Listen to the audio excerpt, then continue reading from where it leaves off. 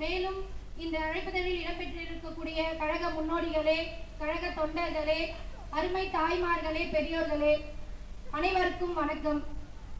எல்லாருக்கும் டைம் ஆயிடுச்சு தெரியுது, வீட்டுக்கு போகணும், சமைக்கணும். பரவாயில்ல, எத்தனை வருஷம் தான் சமைச்சிட்டே இருக்கிறது, கொஞ்ச நாள் வீட்டை விட்டு வெளியே வருவோம், கொஞ்சம் அறிவை வளர்த்துக்கலாம்.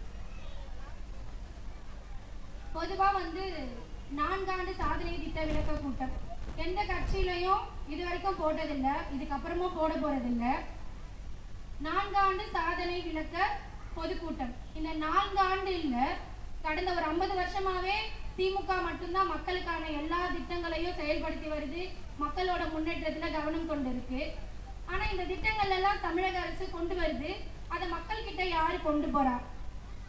இப்ப இத்தனை பெண்கள் இருக்கீங்க, மகளிர் உரிமை திட்டமா இருக்கட்டும், விடியல் பயணமா இருக்கட்டும், வேற எந்த திட்டமா இருந்தாலும் உங்ககிட்ட கொண்டு வர்றது யாரு? இங்க அமர்ந்திருக்கக்கூடிய எம்எல்ஏக்களான ஐயா காரபாக்கம் கணபதி அவர்கள் மற்றும் அண்ணன் பிரபாகர் ராஜா அவர்கள் தான். நீங்க இந்த தொகுதியில நான் சொல்ல வேணாம், இந்த தொகுதியில இருக்கவங்க எல்லாருக்குமே தெரிஞ்சிருக்கும். இந்த எம்எல்ஏ இவர் உங்களுக்கு எவ்வளவு நல்லது செஞ்சிருக்காங்கன்னு. இப்ப கூட 180வது வார்டுல 98 லட்சத்துல ஒரு நூலகம் அமைச்சிட்டு இருக்காங்க. அது எல்லாமே நம்ம பிள்ளைகளோட நலனுக்காக தான். 151வது வார்டுல 28 லட்சம் மதிப்புல விளையாட்டு திறன்களை சீரமைப்பு பணி நடந்து கொண்டிருக்கு. இந்த மாதிரி எத்தனையோ நலத்திட்டங்களை நம்ம பிரபாகர் ராஜா சொல்லணும்னா, அவர் இது வரைக்கும் அவரோட எம்எல்ஏ ஊதியத்தை அவருக்குன்னு அவர் வீட்டுக்கு எடுத்துட்டு போனதில்லை, மக்களுக்காக மட்டும்தான் அதை பயன்படுத்துறாரு. பிள்ளைங்களோட கல்விகளுக்கோ இல்ல அவர் தொகுதி சார்ந்த மக்களுக்கான மருத்துவ செலவுக்கோ தான் அதை கொடுக்குறாங்க.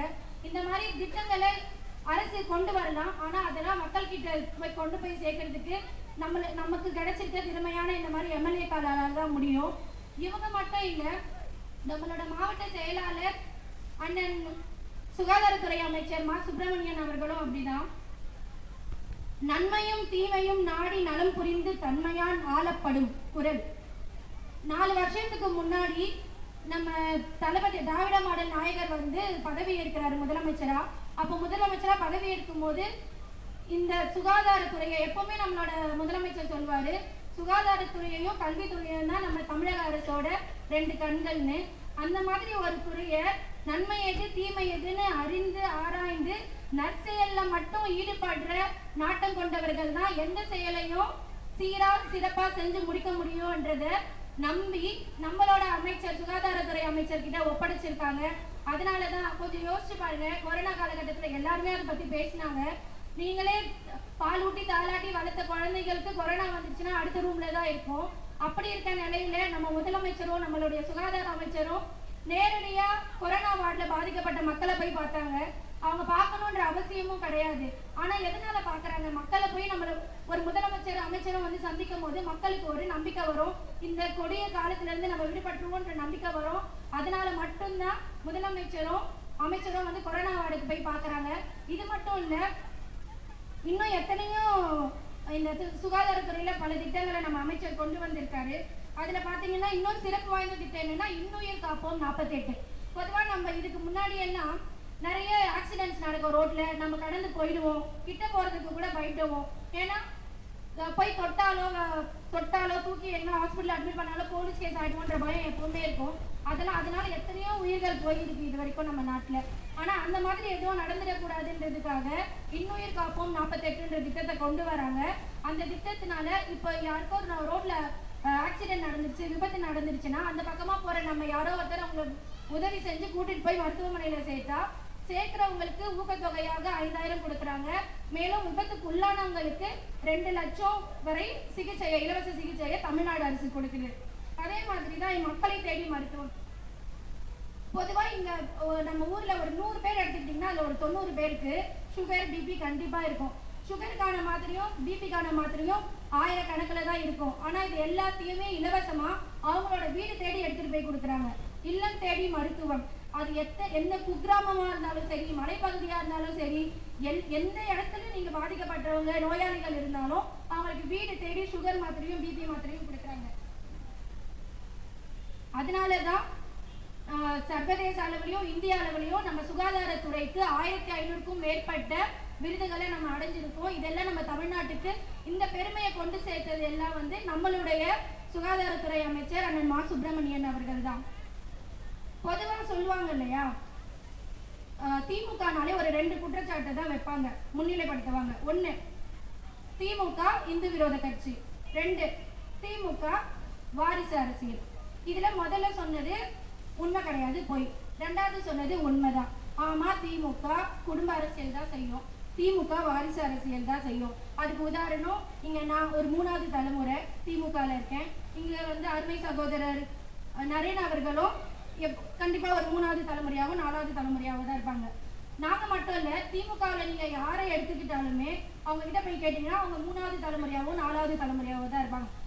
தலைமுறையா தான் திமுகல மக்களுக்காக உழைப்பாங்க. இந்த பரம்பரை சொத்துலாம் யாருக்கு போகும்? கண்டிப்பா தாத்தால இருந்து அப்பாவுக்கு வரும், அப்பால இருந்து பசங்களுக்கு தான் வரும். அந்த மாதிரி தான் ஒடுக்கப்பட்டவர்களுக்கும் நசுக்கப்பட்டவர்களுக்கும் பிற்படுத்தப்பட்டவர்களுக்கும் தாழ்த்தப்பட்டவர்களுக்கும் தங்களின் சொத்தான திமுகவில் தான் அடுத்த வாரிசுகள் வந்து சேருவாங்க. அதனாலதான் சொல்றேன், யாரு என்ன சொன்னாலும் காலரை தூக்கி சொல்லுங்க, ஆமா திமுக குடும்ப அரசியல் தான் பண்ணும், நாங்க வாரிசு அரசியல் தான் பண்ணுவோம், யாரும் கெடுதல் பண்ணல, அதனால நீங்க கூடி குறுகி போறதுக்கெல்லாம் நம்ம என்ன பண்றோம்? மக்களுக்கு நல்லது பண்றோம். மக்களுக்கு நல்லது பண்றதுக்கு நம்ம ஏன் தயங்கணும்? காலரை தூக்கி சொல்லுவோம் திமுக காரங்க வாரிசு அரசியல் தான் பண்ணுவோம்னு. பொதுவா வந்து அடுத்து 2வது விஷயத்துக்கு வருவோம். இந்துக்களுக்கு எதிரான கட்சி திமுக. இங்க இத்தனை தாய்மார்கள் உட்கார்ந்துட்டு இருக்கீங்க, இதுல எத்தனை பேர் வந்து முருகரை மாரியம்மனை பிள்ளையார வழிபடுறீங்க? கை தூக்க முடியுமா? பெரும்பாலான பேர் இங்க இந்து கடவுளை தான் வழிபடுறீங்க. இங்க முஸ்லிம் கிறிஸ்டியன்ஸ் யாருன்னா சர்ச்சுக்கு போறவங்க அப்படின்னு இருந்தா ரொம்ப கணிசமா தான் இருக்கீங்க. அப்போ அதிகமா இருக்கிறது யார்? நீங்க இந்து கடவுளை கும்பிடுறவங்க தானே இருக்கீங்க. அப்போ நீங்க எங்க வந்திருக்கீங்க? நீங்க வந்திருக்க இடம் திமுகவோட கூட்டத்துக்கு வந்திருக்கீங்க, திமுகவோட இருக்க சாதனைகளை கேட்க வந்திருக்கீங்க. அதனால நீங்க அதிகமா இருக்கீங்க. இப்போ அவங்க கம்மியாக இருக்காங்கன்றதுனால முஸ்லிம்க்கும் கிறிஸ்தவர்களுக்கும் எதிரான கட்சி ஆயிடுமா திமுக? கண்டிப்பா இல்ல. சிறுபான்மையினருக்கு ஒரு பிரச்சனைனா அவங்களுக்கு பாதுகாத்து அரணா நிக்கிற ஒரே இயக்கம் திராவிட முன்னேற்ற கழகம் மட்டும்தான். அதுக்காக நம்ம நாட்டுல வந்து எத்தனையோ பிரச்சனைகள் இருக்கு, அது எல்லாம் விட்டுட்டு நம்மளோட ஒற்றுமையை குலைக்கிறதுக்காக இந்து முஸ்லிம் என்று பிரிக்கிறாங்க. ஆனா அவங்களுக்கு எல்லாம் ஒரே ஒரு இதுதான் நம்ம சொல்லிக்கணும், நம்ம வந்து எண்ணங்கள்லாம் ஒன்றுபட்டவங்க. இந்துவா இருக்கலாம், முஸ்லிமா இருக்கலாம், கிறிஸ்டியனா இருக்கலாம், ஆனா நம்மளோட எண்ணம்லாம் ஒற்றுமை தான், நம்மளோட மொழி ஒற்றுமை. இதை யாராலையுமே மாற்ற முடியாது. நீங்க தமிழ்நாட்டுல மட்டும்தான் இந்த மாதிரியான ஒரு இஸ்லாமியர்கள் இந்து வீட்டுல திருமணம் செஞ்சுப்பாங்க, இந்து வீட்டுல இருந்து கிறிஸ்தவர் வீட்டுல வந்து பொண்ணு கொடுப்பாங்க, பையன் எடுப்பாங்க, எல்லாம் பண்ணுவாங்க.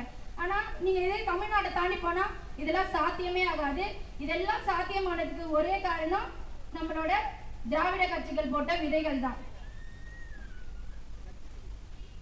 ஒரு 2 நாளைக்கு முன்னாடி ஒரு நேத்து 2 நாள் கூட இல்லை, நேத்து வந்து ஒரு நியூஸ் வந்தது. இந்து அறநிலையத்துறை அண்ணா சொன்னாங்க, இந்து அறநிலையத்துறையோட சொத்தெல்லாம் பறிச்சு செலவு பண்றாங்க, திமுக வந்து செலவு பண்ணுது அப்படின்னு.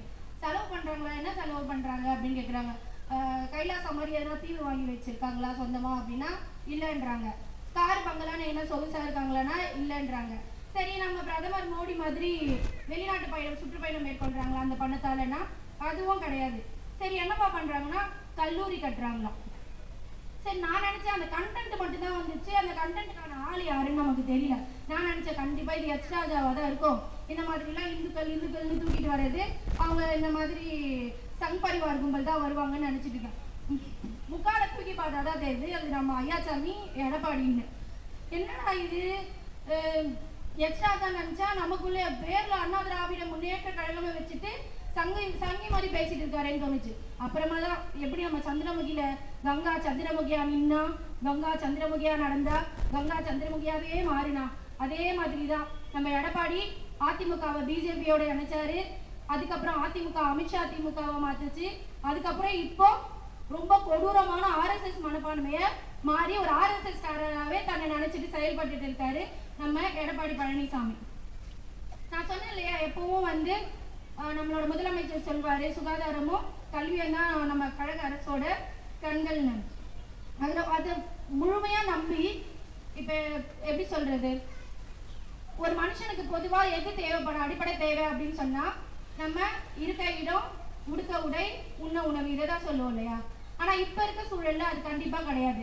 நம்மளோட அடிப்படை தேவையெல்லாம் ஒன்னே ஒண்ணுதான், கல்வி. நம்ம பிள்ளைங்களுக்கு கல்வி கொடுத்துட்டா போதும்.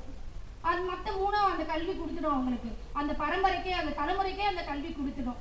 அதனாலதான் நம்மளோட திராவிட முன்னேற்ற கழக முதலமைச்சராக இருக்கட்டும், மற்ற அமைச்சர்களாக இருக்கட்டும், இதுக்கு முன்னாடி இருந்த நம்ம தலைவர் கலைஞராக இருக்கட்டும், எல்லாருமே கல்விக்கும் பெண்களோட விடுதலைக்கும் பெண்களோட உயர்வுக்கும் முன்னுரிமை கொடுத்தாங்க.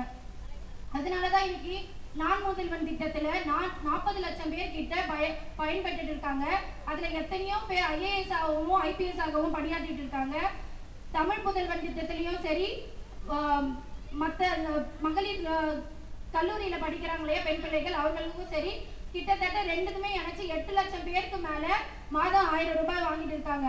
அண்ணா சொன்ன மாதிரி ஒரு லேப் கோட்டோ இல்ல வேற ஏதாவது அவங்களுக்கு புத்தகமோ என்ன வாங்கினாலும் அப்பா அம்மாவை கூட போய் அவங்க தொந்தரவு பண்ண வேணான்ற ஒரே நோக்கத்துக்காக தான் இந்த திட்டங்கள் எல்லாம் செயல்படுத்திட்டு வராங்க. இந்த திட்டங்களை மக்கள் கிட்ட கொண்டு போறதுக்காக தான் நம்ம கழகமும் நம்ம கழக நிர்வாகிகளும் போராடிட்டு இருக்காங்க.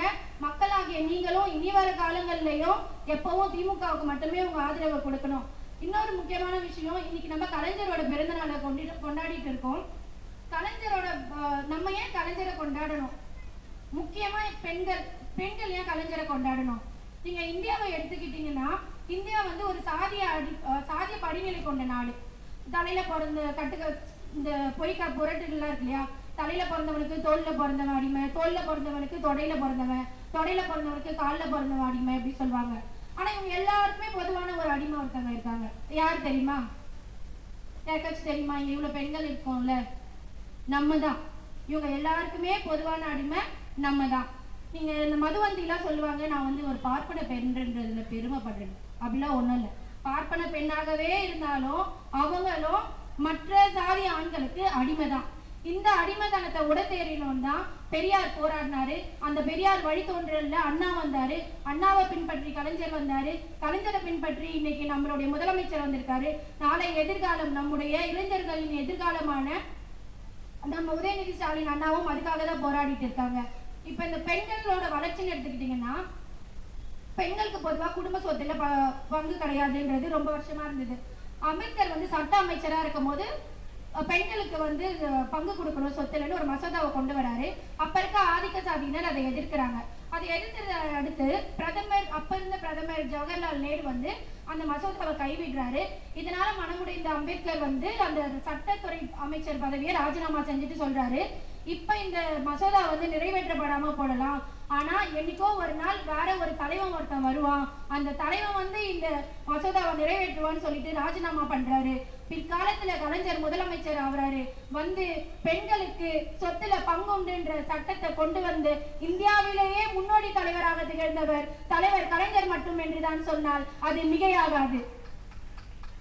அதே போலதான் அரசு பணிகள்ல பெண்களுக்கு 30% இடஒதுக்கீடு கலைஞர் அவர்கள் வழங்கினாரு. பின்னால இப்போ நம்மளுடைய முதலமைச்சர் அதை கூடுதலாக்கி 40% அரசு பள்ளிகள்ல இடஒதுக்கீடு தராங்க.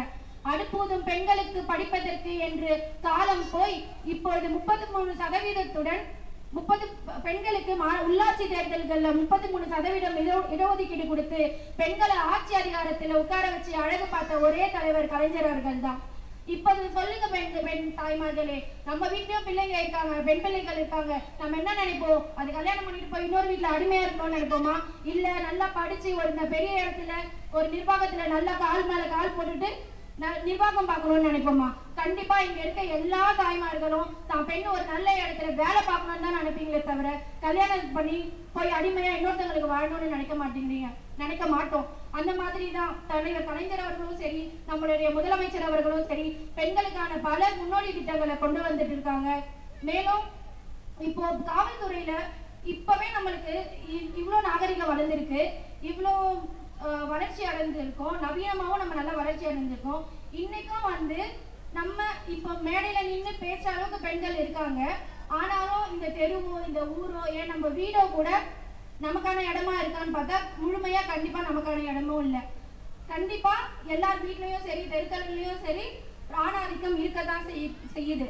ஆனா இதெல்லாம் உடைத்து வெளியே வந்து பெண்கள் சுயமா நிக்கணும், அவங்களுக்கான சுயமரியாதையோட வாழணும்ன்ற ஒரு நம்பிக்கையை கொடுக்கிற இயக்கம் தான் திமுக கழகம் இயக்கம்.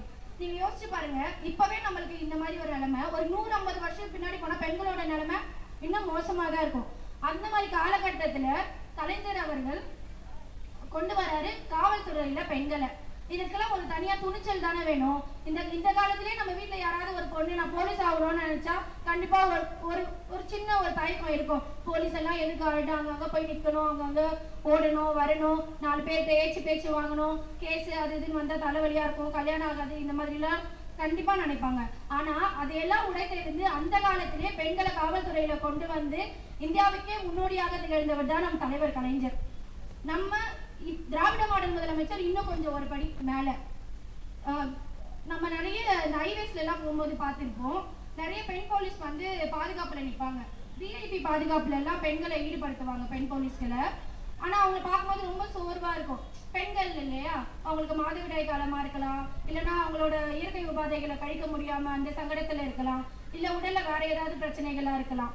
ஆனா அந்த மாதிரி பிரச்சனைகள் எல்லாம் மனசுல கொண்டு இனிமே வந்து பெண் காவலர்கள் யாரும் எங்க பாதுகாப்பு பணிகளை ஈடுபடுத்தக்கூடாதுன்ற தாயுள்ளத்தோட சட்டம் இயற்றி தந்தையை மிஞ்சிய தனையனாக விளங்குபவர் தான் நம் திராவிட மாடல் முதலமைச்சர் மு.க. ஸ்டாலின் அவர்கள்.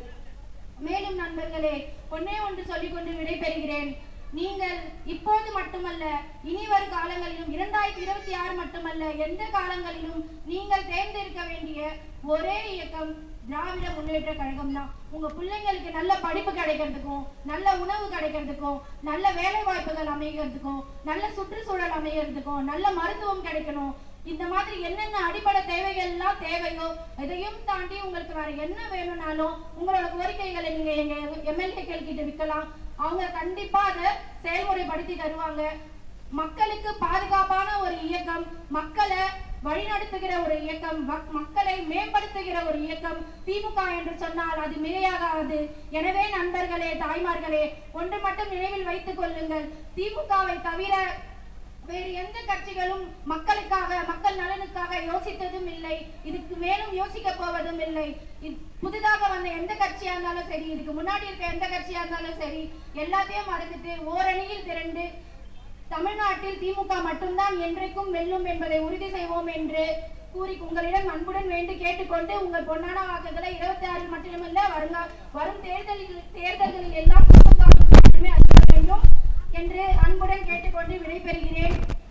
இந்த வாய்ப்பை எனக்கு அளித்த இளைஞர் அணி நிர்வாகிகள் மற்றும் கழகத்தினருக்கு என்னுடைய மனமார்ந்த நன்றிகள்.